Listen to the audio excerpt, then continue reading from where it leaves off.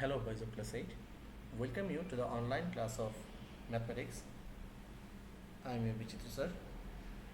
Hope all of you are fine and doing your homework and classwork properly in your copies.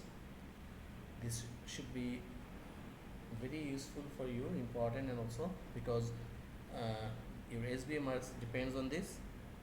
So don't forget to submit the copies in time, and obviously you should write your name, role, subject, and copies number at the top properly, so that teacher can check the copies properly.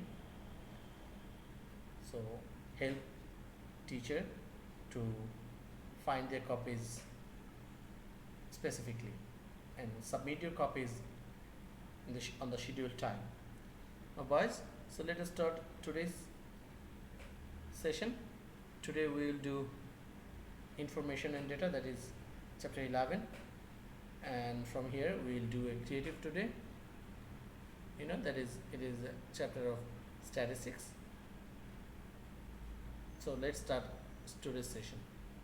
Let us see the CQ first. Here is a table given. Now the question: make cumulative frequency table from the table, find the arithmetic mean from the table, and draw histogram to express the information. So in histogram we have to express the given information of the table. So at first, in solution for A, we have to make a cumulative frequency distribution table, and we know how to draw the cumulative frequency distribution table. And what is cumulative frequency distribution table actually?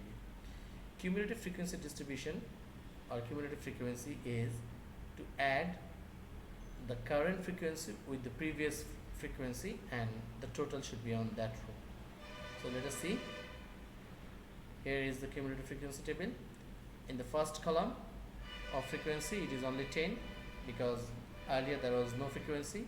In the second column of frequency, it is 14, and added with previous frequency 10, the cumulative frequency becomes 24. Here it is. And 19 added with 24 becomes 43 on the third column of cumulative frequency. Then in this similar pattern, 24 added with 43 becomes 67, 67 added with 16 becomes 83, 83 added with 12 and becomes 95 on the next cumulative frequency position, and at last 95 added with this 5 and becomes 100. So this was the cumulative frequency table for number A. Now for B, we have to find out the arithmetic mean. We know how to find out arithmetic mean from this table, as here it is given the class interval. So we have to at first find out the mid values of this class interval, then multiply mid value of specific class with frequency of that class, and then add all these multiplication of frequency and mid value, then divide. So here it is. The first mid value of the class is 33. We know how to find out the mid value. Lower limit plus upper limit of the class divided by 2. It is 33. Then the frequency of that class is 10. So 33 multiplied with 10 becomes 330. Second class mid value is 38 and frequency is 14. So multiply 38 and 14 becomes 532. Third class mid value is 43 and frequency is 19. 19 multiplied with 43 becomes 817. Fourth class mid value is 48 and frequency is 24, and doing multiply with mid value it becomes 1152. Fifth class mid value is 53 and frequency is 16, and it becomes 842 after multiplication. 848. Sixth class mid value is 58 and frequency is 12, and multiplication of both of them becomes 696, and the last class mid value is 63 and frequency is 5, which becomes 315 after multiplication. Now if we add all these multiplication values of mid value and frequency, it becomes 4690, and from cumulative frequency we have found that total frequency was 100.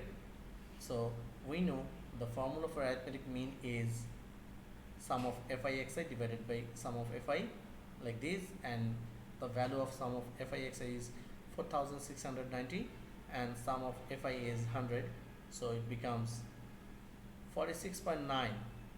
that is the arithmetic mean for this given value or given table. Now for C portion we have to do histogram, and we know for histogram at first we have to make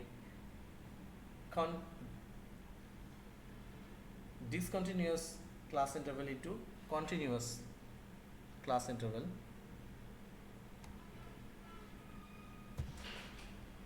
Because for histogram we need to make the class interval continuous. So at first the class interval, after being continuous, showing the table like this, we know how to make this class interval continuous. So first class interval becomes 30.5 to 35.5, second class interval becomes 35.5 to 40.5, and third becomes 40.5 to 45.5, fourth become 55.5 to 50.5, fifth become 55.5 to 55.5, sixth become 55.5 to 60.5, and the last class becomes 60.5 to 65.5. Frequency number will not change here, so it was unchanged like earlier. Now there should be some writing for scale factor on graph paper, and how we have to write for graph paper. Means we're taking x or x prime as x-axis and y o y prime as y-axis, O with the origin, and considering along x-axis 10 square box to represent one class, and along y-axis 2 square box to represent one frequency. And after that, if we put, then we will have a histogram like this, boys. So do this histogram on your copy and you will find similar as this, and you have to make broken line on the, along x-axis from 0 to 30.5. So boys, that was the answer of C, that is express all the information in histogram. I hope this will help you to realize.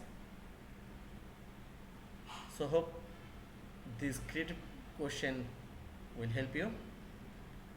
So today up to this, in the next class we will start another topic from our syllabus or our book. Till then, stay fine, safe, and do your study regularly. So bye for today.